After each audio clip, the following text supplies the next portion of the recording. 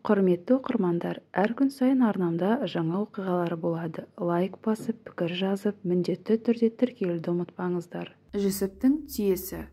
Оның әңгімесін осыдан 40 жыл бұрын естіген едім. Ал кейінірек жақын танысып, әңгімесін нақ өз аузынан тыңдадым. Жүсіп дәулетті отбасында дүниеге келген. Әкесі өте қарапайым, кішіпейіл кісі болса керек. Сонша байлығына қарамастан, дүниенің соңына түспей, қашанда қайрылғанға қол ұшын беруге дайын жүреді екен. Жүсіптің айтуынша, оның 5 жасар ес біліп қалған кезі болған еді. Олардың үйлерінің тұсына бір қарт кісі келіп, әлгі жерді тұрақтай бастайды. Бұны байқаған Жүсіптің әкесі, ол кісінің азық ауқатын өз мойнына алмақ болып, онысын қызметші арқылы жіберсем ренжір деген оймен, кішкене Жүсіп арқылы жіберіп тұруды жөн санайды. Жүсіп әуелгіде жүрексінгенмен, келе-келе бұл әдеті өзіне ұнай бастайды. Әлгі бейбақ қартпен отырып, әркез әңгіме дүкен құрудан жалықпай, қайта соның айтқан әрбір сөзі бала жүрегінен терең орын алыпты. Әлгі қарт бір күні: «Жүсіп, саған бір түйе жасайын ба?» деп сұрағанда, оған жоқ демек түгілі Жүсіптің есі кете қатты қуанады. Қарт бірақ бір шарты бар екендігін айтады. Қарт былай дейді: «Ол үшін сен үйдегілердің өзіңе беріп тұратын тәтті-пәтті жүзім жаңғақтарынан бір бөлігін үзбей маған әкеліп тұр. Бірақ маған әкелетіндерің тек саған ғана тиесілі берілгендер болсын. Басқаларға тән нәрселерден әкелсең, тең жасалынбай қалады» дейді. Мұны әрі ешкім сезуші болмасын дейді нықтап. Бұл істің жасырын болатындығы Жүсіпті тіптен қызықтырады.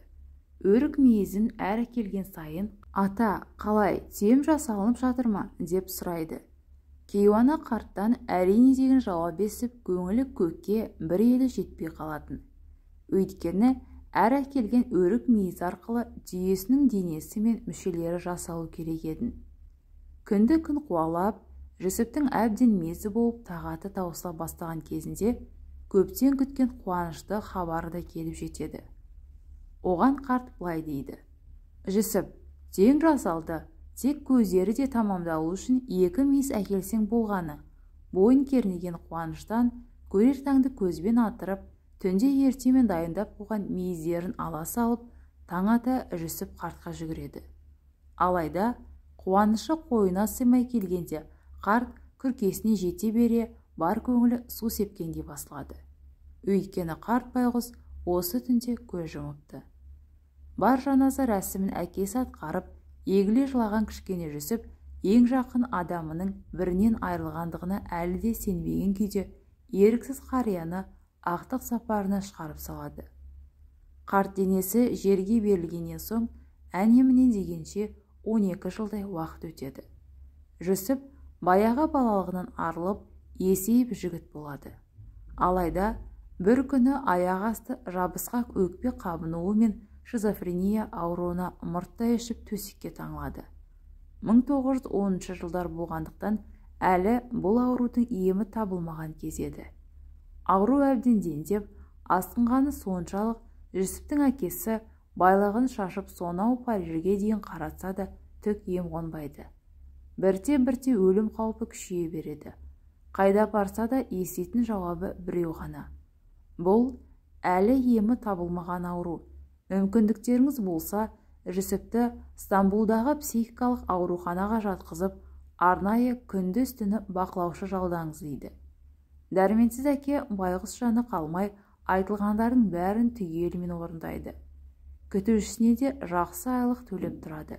Бірақ өкінішке қарай Жүсіпте жақсару нышаны байқалмайды. Тек күннен күнге нашарлаған дене әбден әлсіреп, құр сүлдері ғана қалады.